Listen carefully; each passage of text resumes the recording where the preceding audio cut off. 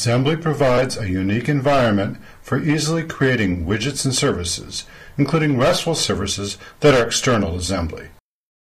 Let's go through the steps involved in bringing your own API into Zembly and exposing your APIs. In our example, we're going to use some very simple data, a RESTful endpoint, that we will make available in Zembly. You can see what this type of data looks like by calling the service from the browser. The return value is a JSON string.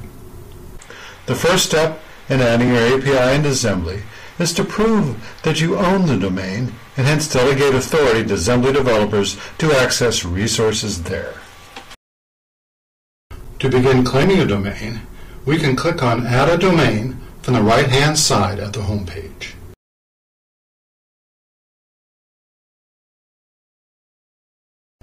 First, I enter the domain details. Next, I generate a file that I then upload to the root of my domain. To do so, I click on Generate File.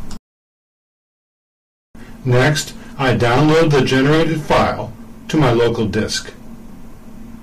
I upload the file to the root of my domain. I then claim the domain. Now that we have claimed a domain, the next step is to add your API into Zembly. By the way, Zembly handles RESTful APIs using major authentication techniques, basic authorization, API key, and MD5 signature. Once you've added your APIs, they will be available on the keychain page as appropriate, as well as through search. If you make the APIs public, they will be available for all Zembly users. Otherwise, they will be accessible only for the users you choose. The first step in creating an API is to supply a service definition file.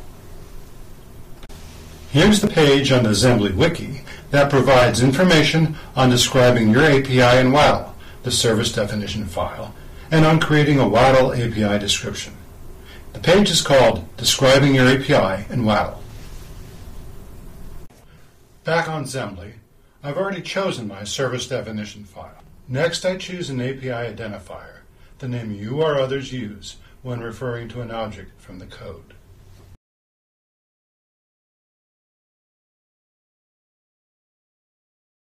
I choose an API name. I validate the API.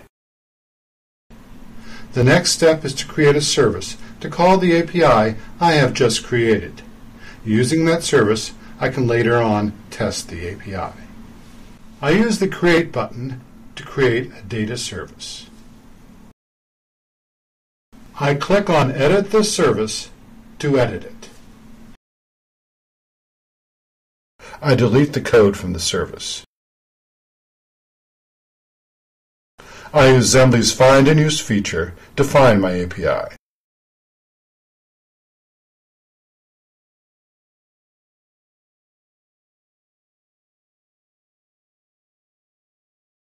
I'm going to choose my test API and use Zembly to add code to the editor from that API.